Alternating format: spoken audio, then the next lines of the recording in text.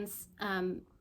Today I wanted to have a little chat, talk with you about my caregiving story. If I had a fireplace, we would call these fireside chats, but I don't. So, bookside chat, bookshelf side chats, maybe? No, it's a chat. Let's just chat. I became a caregiver, in 2017 when my mother got very sick, and she already lived with me at that time, and she became oxygen dependent. She had a complication from being oxygen dependent after about, I don't even know how long. It was a couple of months after going on oxygen 24/7 that she had this complication, and I was unable to wake her up one morning. She went into the hospital, was in ICU for a couple of weeks, and then they told me to bring her home into hospice. And in the US, which is where we live, the hospice is recommended when they think that your loved one has 6 months or less to live. My mom's diagnosis was such that they did not expect her to get better. And she had already expressed to myself and my sister that she wanted to die at home. So we put her into hospice at my home. And at that point, we basically, I decided to leave the job that I had, because it was 30 minutes away from my house, and get a low stress job right by my house so I could, and part-time. I went from full-time to part-time, a service job, so I could still work, but also be there when my mom needed me in a moment's notice. Because oxygen dependency, if something happens, which it did multiple times, you have to be able, she could go about 5 minutes, maybe. And so I needed to be very close to home. My sister lives out of state, and my father had passed away in 2011, so about 5 or 6 years before all this stuff happened. And I remember several people, professional counseling professionals, doctors, social workers, some friends as well, that said to me that I was choosing to do this stressful thing of becoming her caregiver. And now that I am a couple of years removed from it, I guess I can understand where that's coming from. It is a choice I made to put my career on hold and to take care of my mom. But it really wasn't at the time. It was like no second thought, because I was very fortunate to grow up with an amazing mom and dad. And if I had the opportunity to kind of pay back my mom for the care that she had given me for all the years, not to mention birthing me, which to hear her say was not an easy process, that I would do it.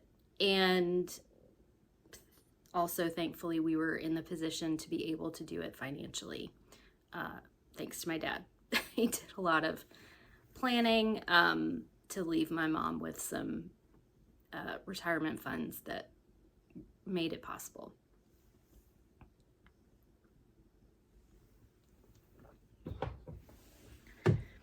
with that said, it even when planning for it, it was a shock to enter this space that there's no guidebook. You know, I know I'm not a parent, but I know from, you know, talking with friends who have had kids, it's like parents don't get a guidebook. And vice versa. Children don't get guidebooks in how to help their parent in end of life care. Being me, I research and find books to read, of course, and I wanted to share with you some of the books that I found really helpful for me. There's thankfully a growing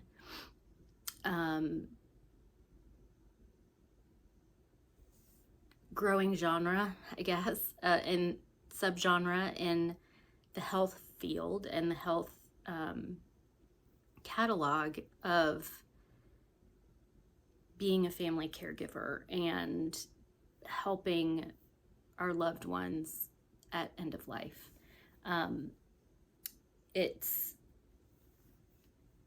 Everybody's going to do it differently. It depends on what's available to you. And yeah, so it's I encourage everyone to do their own research for hospice companies and caregivers, supplemental caregivers that come into the home. We did have both. I got a couple of recommendations for hospice care companies to talk with. All of it is kind of, it depends on, you know, your loved one's diagnosis and how fast it has to happen. For me, I was in shell shock mode. My sister had just had a baby, and so she was not able to travel right away.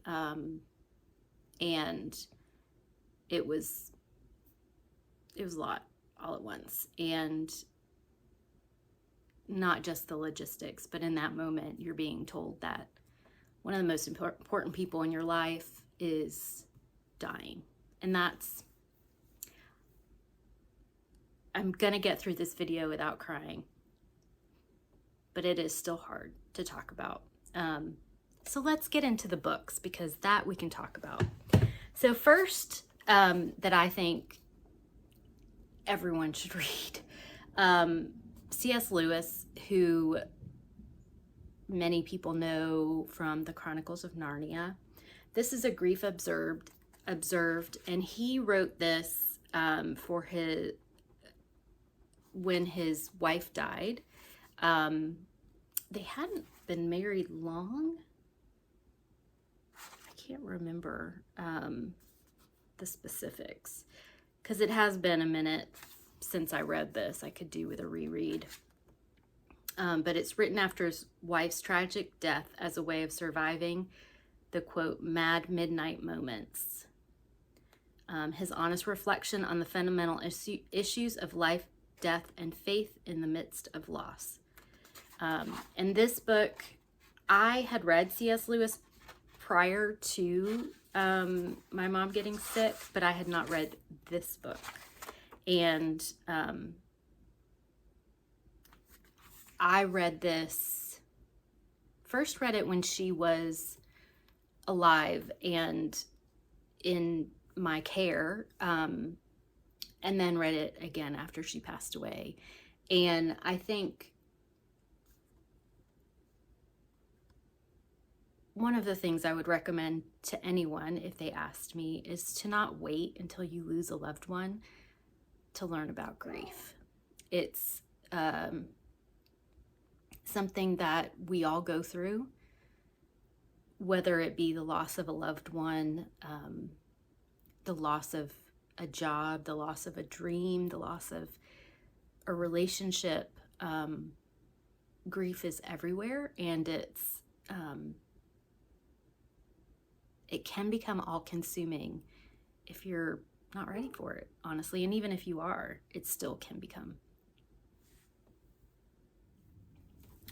So the next two books I want to, blah, blah, blah. The next two books I want to talk about are by Pema Chodron. This is Comfortable with Uncertainty, and this is When Things Fall Apart. When my mom got sick, I had a recurrence of panic attacks, which is something that I had dealt with in college, and they're very scary. And for me, a panic attack was hyperventilating and mind racing. And I really found meditation very helpful. And I would say that during that beginning time, that when my mom got sick, really started when she was in the ICU for 2 weeks, that I started to meditate more. And at the time, I was going to yoga classes on a regular basis, and definitely is a complementary practice in yoga. Fundamental part of it, yoga, is to focus on the breath, and that was really helpful for me in dealing with my anxiety and panic attacks when my mom first got sick. But I also found these teachings really impactful, of just things to think about,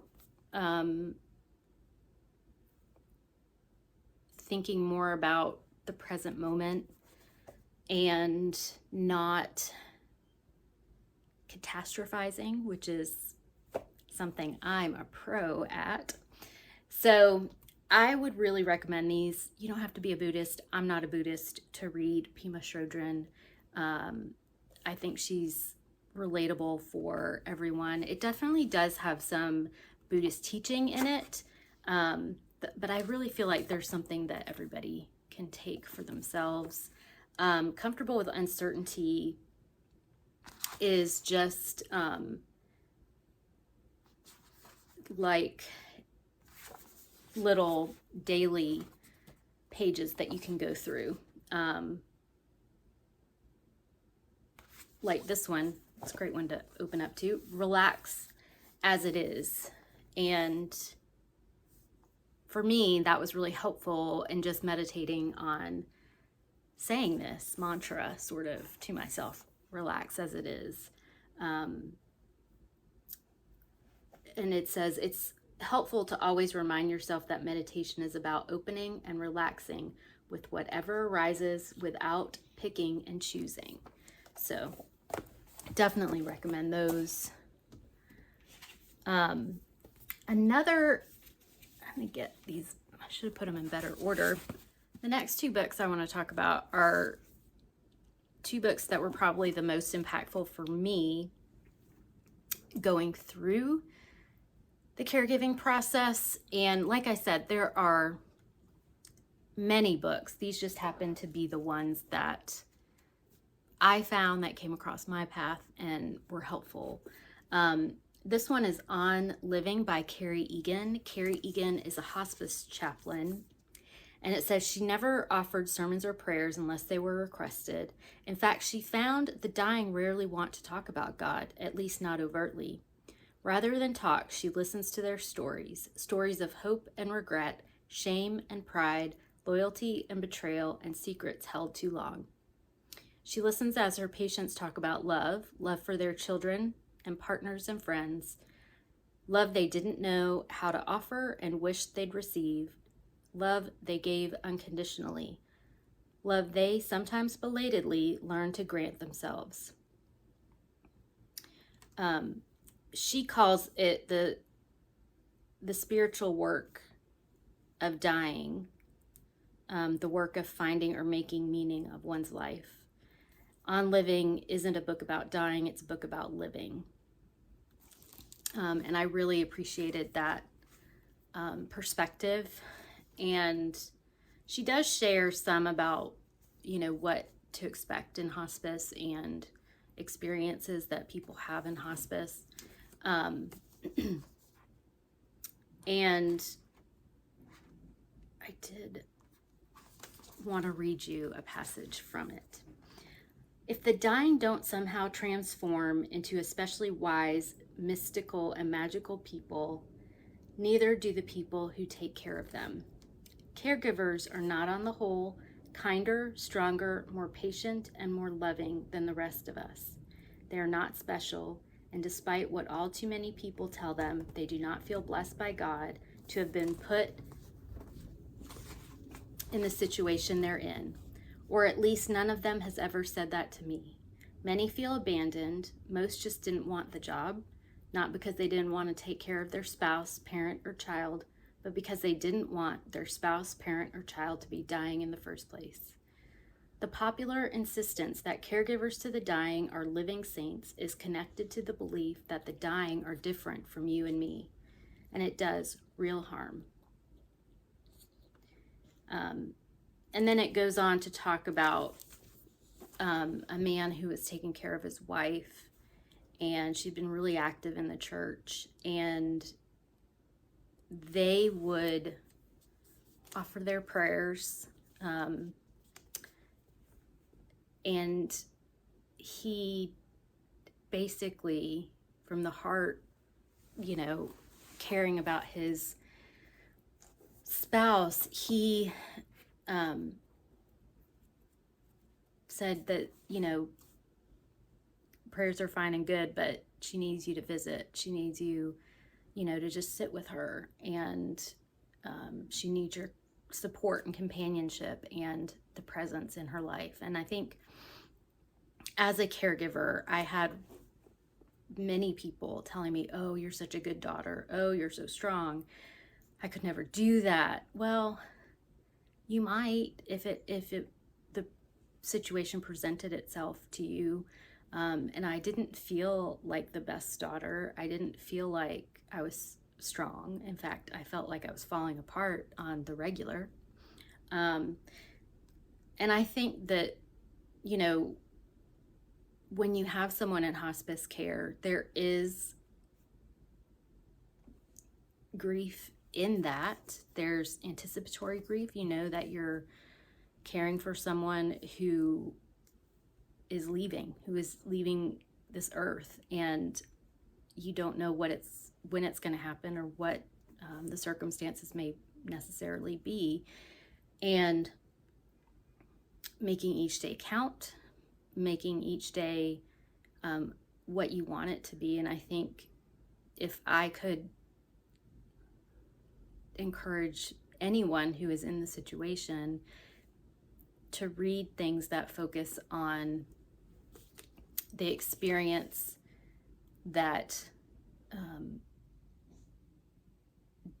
talking with people who are dying is not about regrets necessarily. It's not about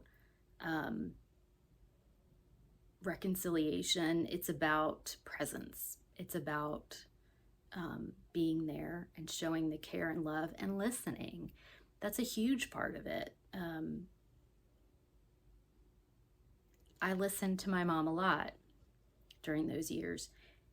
I wish I had listened more. I wish I had talked to her more. I think that that's probably one of the things that I wouldn't call it a regret necessarily, but if I could have more time to just sit and talk with her, that would be something I would take in a heartbeat.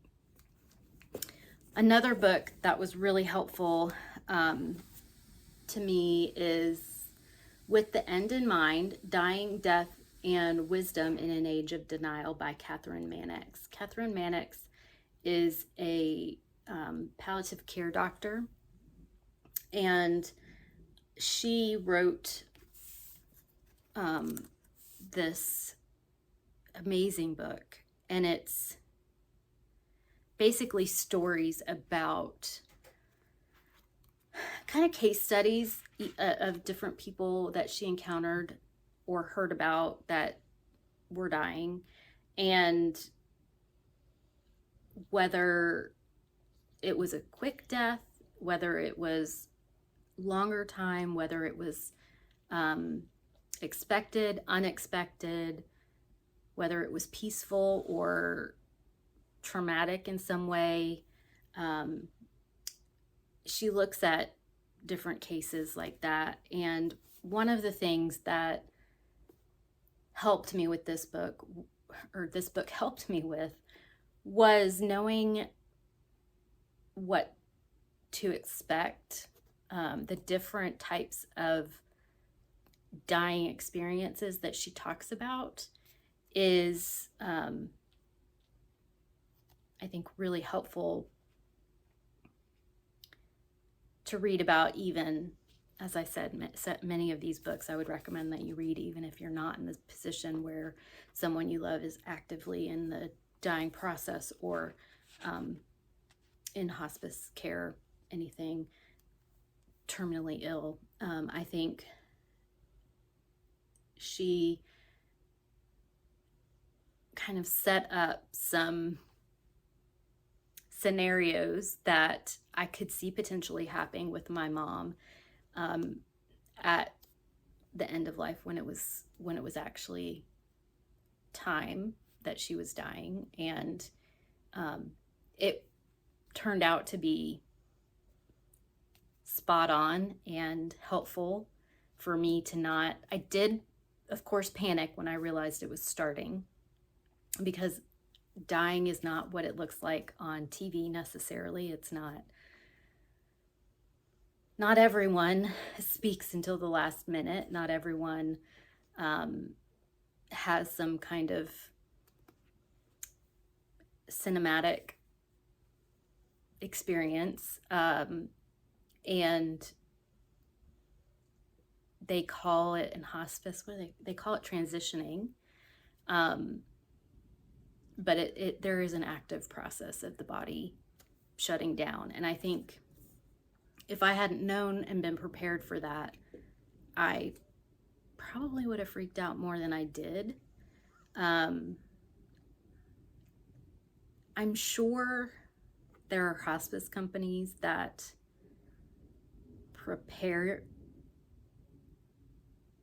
their patients and their patient caregivers to know what to look for. Ours didn't really. And I will say that my mom's experience, she was placed in hospice care in 2017. And she never became well enough to come off of hospice care. However, she didn't die until 2022. It was amazing to me. It was a miracle. We called them our bonus years with her. And I think, I wish that our hospice company had more patient education. But a lot of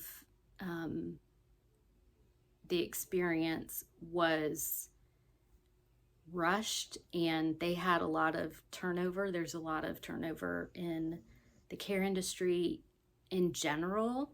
And then we had the pandemic, and that made it even higher turnover, I think. And there's many reasons for that, but we won't get into that. That's for another video, another time. So speaking of the pandemic, this was a book that came out just after, did this come out in 2021? This is Notes on Grief by Chimamanda Ngozi Adichie. I apologize if I did not pronounce that name correctly. This is about her father was living in Nigeria, and he unexpectedly died in the summer of 2020. And she was in the US and couldn't get to him, couldn't get to her family, her extended family, when he died. She also goes through kind of her grief process of not believing it, because it was, halfway around the world. And I think whether you are halfway around the world, or even when you're in the same home, or have witnessed it happening, or have witnessed your loved one after they've passed, if you've seen their body, a lot of the things that she wrote about in here are absolutely relatable. You think, this can't be real. I'm just gonna go over there and see him and make sure he's okay. Which this is 2024. It's been 2 years, and I still have those moments of, I'm just gonna call mom and check on her, or just moments where you forget or want to forget, and you just end up having to stop and realize, okay, and kind of regroup and have some moments. I think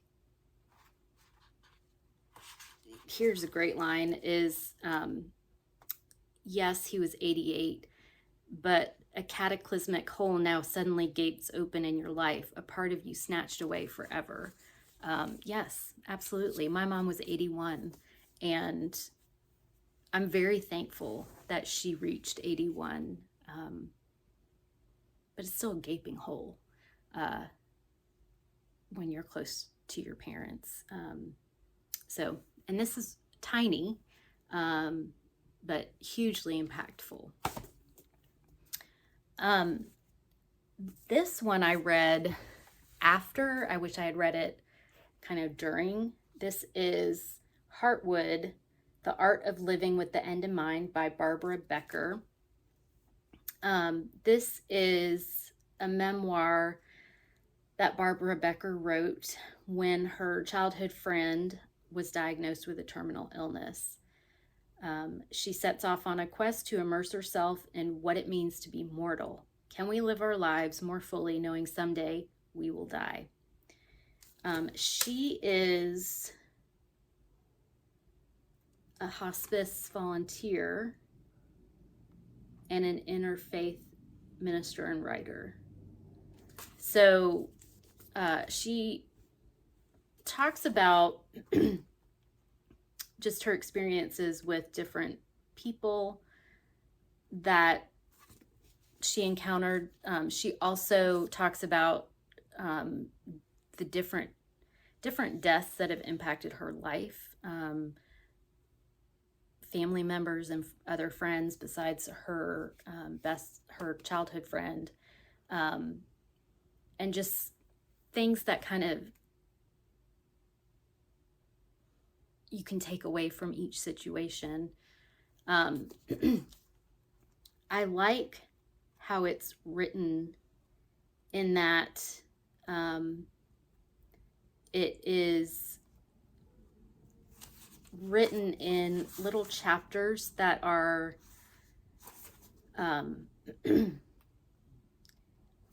some just names, and so while there is running themes throughout, you could take it a little chapter at a time. This is It's Okay That You're Not Okay, Meeting Grief and Loss in a Culture That Doesn't Understand by Megan Devine. I had seen this book a lot and just hadn't picked it up. I don't know why. But after my mom died, I decided to give it a read. Megan's partner died suddenly in front of her, and she talks about just her experience going through grief and the expectation that we set in our society, especially in America, that grief has some sort of timetable and that it is something that you should just follow the trajectory that's set for us by Elizabeth Kubler-Ross, who wrote the 5 Stages of Grief, which more on that in a minute, but it just that our society doesn't want to talk about grief, doesn't want to talk about death, doesn't want to talk about or interact with people who are grieving. They don't know how to. They just want to run and hide until the grieving person snaps out of it. And that's not the reality of what grief is. And in some situations, there can be trauma associated with the death of a loved one and how the person who is still living deals with that trauma, and the loss it's hard, and our society doesn't necessarily give people time and space to, or resources to deal with that. What I will say about the stages of grief that were developed by Elizabeth Kubler-Ross, which I don't have her book with me here, but it's definitely something that has been taken out of context and misapplied, I guess. She never intended for it to be seen as a linear process. And I think that we as Americans, especially, I can only speak for my society that I live in, is it's expected that you will go through these set stages, and like there's a set time that you would do this, and you should be out of it by 6 weeks or whatever. And different types of death are given different amounts of time. Death of a parent, death of a spouse, death of a child. They're all impactful losses, whether you were close to that person or not. Grief is a personalized experience. It's an individual experience, and some of the things that are said to people who are grieving or who are caregivers, that I think we would do ourselves a favor to change the discourse around it. I remember one of the things that people would say was, "You're so lucky you can do this for her. You're so lucky you have this time with her." And while that is true, there's also, I don't want my mom to be dying. That was one of the responses I always felt inside, but it wasn't, didn't feel like saying it in the moment. And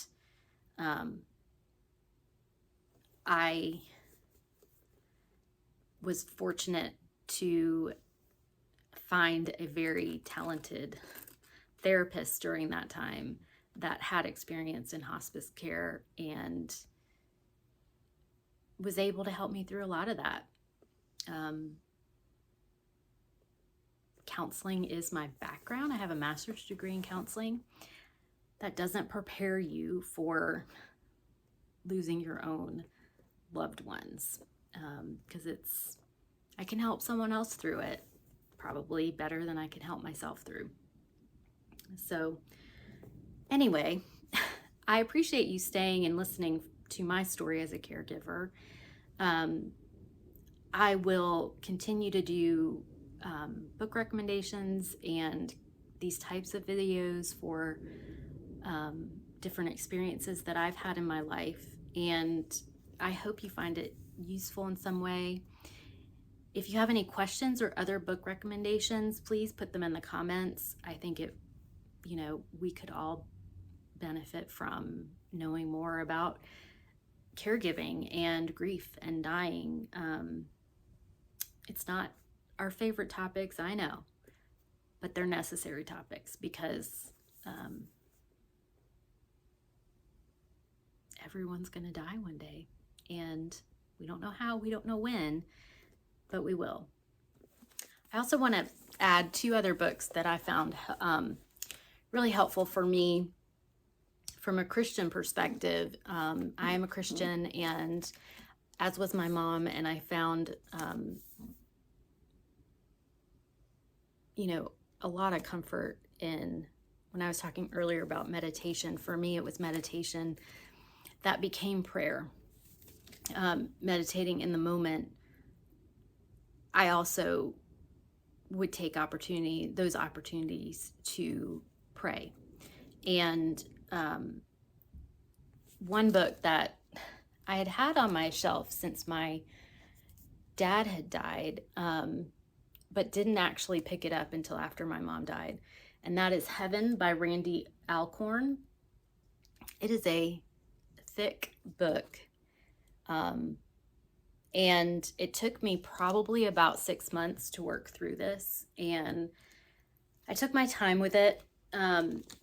This is, I think one thing I appreciate about this is the author does not claim to give you any answers. He doesn't claim to know everything, but what he does say he did, and there's plenty of resources to support what he did, was he took everything that he could find that was written about heaven, as well as the references in the Bible, and he kind of did all the research for you and doesn't give you any conclusions. He just presents the information, and he basically says, I'm not 100% sure. I don't know, but this is what I think is true. And so if you believe in heaven, this might be a place for you to look for more in-depth information on it, and you don't have to read all the books written on heaven. Randy Alcorn has done it for you and compiled them, and I listened to part of this on audio. I would read a chapter and then listen to it again on audio. So it just however you want to read it, and I'm sure I'll go back to it again and again as I'm doing my Bible studies myself or doing them in the community. One other book, I gotta say, I've actually gifted to several people who have lost loved ones since I read it, and this is Turning My Mourning into Dancing, Finding Hope in Hard Times by Henry Nouwen. I don't know if you can see that. Henry Nouwen, he was an author, lecturer, and spiritual mentor. He was instrumental as a pastor in the lay art community, which is a community for people with disabilities. And there are parts of this that it's just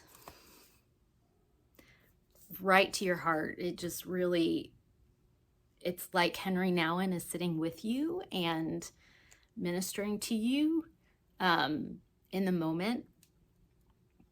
He also is up front and center with the fact that he doesn't know all of it, and he doesn't present as, you know, someone who can give you all the answers, but he'll support you through it. And that's what I really appreciate about Henry Nouwen's work. And so I highly recommend this as well. So I've tried to film the end of this video multiple times, and mainly because I keep redoing it because I don't want to leave on a sad note. I don't want to leave anything talking about grief and dying. They tend to be topics that we don't talk about, as I've said earlier. But I want to open that discourse. I want to, in my little world, and as far out of outreach that I can do, I want to open the conversations. And that's part of why I'm sharing this story with you. I miss my mom a lot. I miss both of my parents. I'm also very thankful that I could be there for my mom and had that time with her, her bonus years that we call them. And being able to give her what I like to call the best going out party that we could, and to have that experience of end of life be everything that she asked for, that was a great gift to give her. And it was a gift to me. It was a gift to my sister as well. It was really important for us to do that. And we look back on it as joyful as well as sorrowful. And I think that those two things can go together. Yeah. Thank you for watching this. Like I said, I know it can be a depressing topic, but I think it's time for it to be, for us to make it real, for us to be okay with the conversations. If you have any comments about this, put them in the chat below. I have loved getting to know people in the comments and really appreciate you taking the time to watch this. Please like and subscribe. That helps my channel out a lot, and I will see you again very soon. Goodbye.